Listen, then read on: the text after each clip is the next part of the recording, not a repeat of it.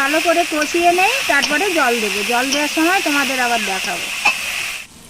এই দেখো এগুলো কষানো হয়ে গেছে, এবার আমি জল দিয়ে দিচ্ছি।